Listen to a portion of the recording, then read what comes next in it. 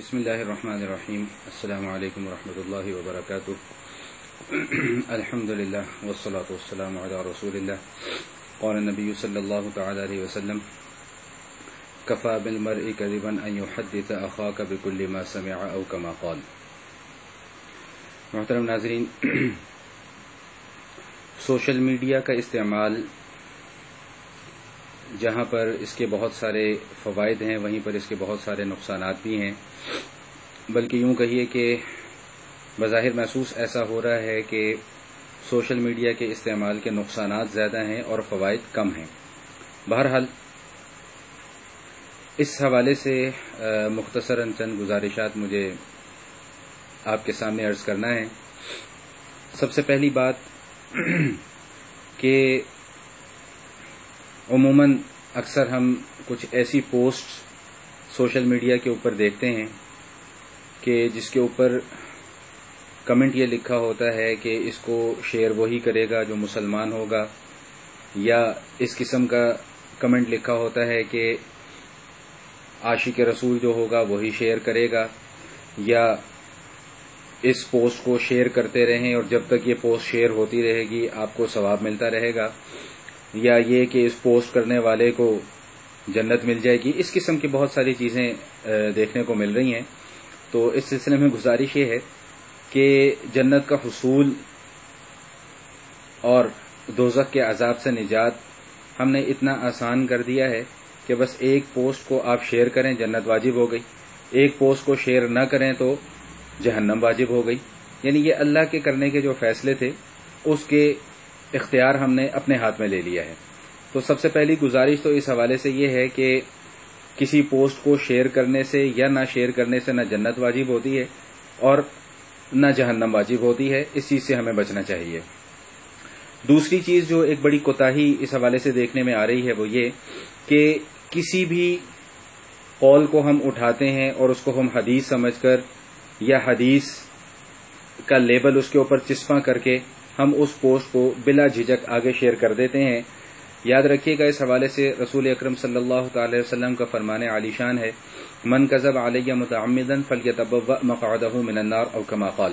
کہ جس شخص نے میری طرف کسی ایسی بات کو منسوب کیا جو میں نے کہی نہیں، فلیتبوأ مقعدہ من النار، پس اس کو چاہیے کہ وہ اپنا ٹھکانہ جہنم سمجھ لے۔ اور ایک خرابی اور جو ہے کہ ہر بات کو بغیر سوچے سمجھے بغیر تحقیق کے ہم آگے فارورڈ کر دیتے ہیں۔ اس ضمن میں بھی ایک حدیث مبارکہ ہے جس میں رسول اکرم صلی اللہ علیہ وسلم ارشاد فرما رہے ہیں، کفى بالمرء كذبا ان يحدث اخاك بكل ما سمع او كما قال، کہ آدمی کے جھوٹا ہونے کے لیے اتنی ہی بات کافی ہے کہ ہر سنی سنائی بات کو آگے بیان کر دیا کرے۔ تو یہ ساری کی ساری چیزیں ہیں، ان سارے کے سارے معاملات میں ہمیں بہت زیادہ احتیاط کرنی چاہیے۔ سوشل میڈیا کا استعمال کریں، دین کے لیے بھی استعمال کریں، دنیاوی معاملات کے لیے بھی استعمال کریں، لیکن خدا را کسی بھی پوسٹ کو آگے فارورڈ کرنے سے پہلے، کسی بھی حدیث کو آگے فارورڈ کرنے سے پہلے، یا کسی بھی قرآن کی آیہ مبارکہ کو آگے فارورڈ کرنے سے پہلے کم از کم اس بات کی تسلی اور اطمینان کر لینا ہمیں ضروری ہے کہ آیا واقعتاً یہ حدیث ہے بھی کہ نہیں، آیا واقعتاً قرآن کریم کی یہ آیت ہے بھی کہ نہیں، یا قرآن کی کسی آیت کا یہ مفہوم ہے یا نہیں جو ہم بیان کر رہے ہیں۔ تو ایک تو اس بات میں ہمیں بہت زیادہ احتیاط کی ضرورت ہے۔ دوسری چیز جو ایک بہت بڑی کوتاہی دیکھنے میں آتی ہے کہ بات بات پر ہم سب ایک دوسرے کو لعنت ملامت کا مستحق قرار دے دیتے ہیں کہ فلاں اگر اس کو شیئر نہیں کرے گا تو اس کے اوپر لعنت ہے، یا اس طرح کی باتیں ہیں۔ یاد رکھیے گا کہ یہ بڑا ہی سنگین جرم ہے، اور اس حوالے سے میں آپ کے سامنے کیا بات عرض کروں، بس اتنی بات عرض کروں گا کہ اس طرح کے معاملات دیکھ کر خدا کی قسم دل خون کے آنسو روتا ہے کہ ہم لوگ کس طرف کو جا رہے ہیں۔ بات بات پر ایک دوسرے کے اوپر کفر کے فتوے، گستاخی کے فتوے، لعنت کے فتوے، ملامت کے فتوے، یہ ساری کی ساری چیزیں ہم کیا اتنی اخلاقیات سے ہم لوگ نیچے گر چکے ہوئے ہیں کہ چھوٹی چھوٹی باتوں پر ہم ایک دوسرے کو لعنت اور ملامت کا مستحق قرار دیتے ہیں۔ اور تیسری بات جو بہت ایک افسوسناک صورتحال ہے کہ ہم بعض ایسے لوگوں کی پوسٹ کو یا ویڈیوز کو بھی شیئر کر دیتے ہیں کہ جو صراحتاً اجماع امت کے خلاف جو چیزیں بیان کی جا رہی ہیں، صراحتاً ایک امت کے تسلسل کے ساتھ جو عمل چلتا آ رہا ہے اس کو ایک آدمی اٹھتا ہے اور وہ ایک جھٹکے کے اندر اس کو غلط قرار دے دیتا ہے، اور ہم بلا جھجک ایسے لوگوں کی پوسٹ کو آگے فارورڈ کر دیتے ہیں، آگے شیئر کر دیتے ہیں، اور اس بات کا ہمیں قطعاً اندازہ نہیں ہو رہا کہ ان لوگوں کے ساتھ ساتھ جرم میں ہم بھی برابر کے شریک ہو رہے ہیں. میں اس کی ایک چھوٹی سی مثال عرض کروں گا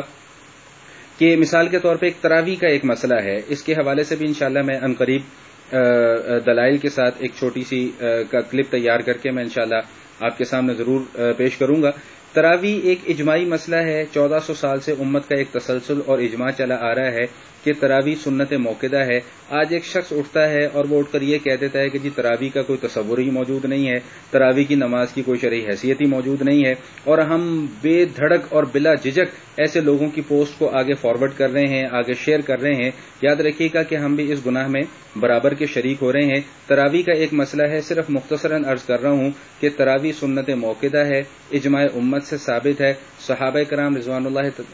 تعالی علیہم اجمعین کے تعامل سے تراویح ثابت ہے. خود رسول اکرم صلی اللہ تعالی علیہ وسلم نے تراویح کو پڑھا ہے. تفصیل انشاءاللہ میں عنقریب اس حوالے سے عرض کروں گا, لیکن آپ تمام احباب سے میری صرف اور صرف اتنی گزارش ہے کہ خدا را کسی بھی اس قسم کے شخص کی یا ایسے انسان کی کہ جو بظاہر اپنے آپ کو دیندار کہتا ہے لیکن اس کا دین سے کوئی تعلق نہیں ہے اور وہ اجماع امت سے متعلق ہر مسئلے کو توڑتا چلا جا رہا ہے, کاٹتا چلا جا رہا ہے, اور بلا جھجک ہم لوگ اس کی پوسٹ کو آگے شیئر اور فارورڈ کرتے چلے جا رہے ہیں. خدا را اس جرم سے بچیے. اللہ کے حضور ہماری کل کو پیشی ہونی ہے. کل کو اللہ تعالیٰ نے اور کسی معاملے کا ہم سے حساب نہ مانگا, صرف اس ایک بات پر حساب ہم سے مانگ لیا کہ ایک عمل جو میرے نبی کی سنت تھا, تسلسل کے ساتھ چلتا آ رہا تھا, 1400 سال امت اس کے اوپر عمل کرتی آ رہی تھی, اور آج ایک آدمی اٹھ کر یہ کہتا ہے کہ جی اس کا سنت سے کوئی تعلق نہیں ہے, صحابہ سے اس کا کوئی تعلق نہیں ہے. کل کو اللہ نے اگر ہم سے صرف اسی بات کے اوپر سوال پوچھ لیا کہ تمہارے پاس اس بات کی کیا دلیل تھی, تو کل ہم اللہ کے حضور اس بات کا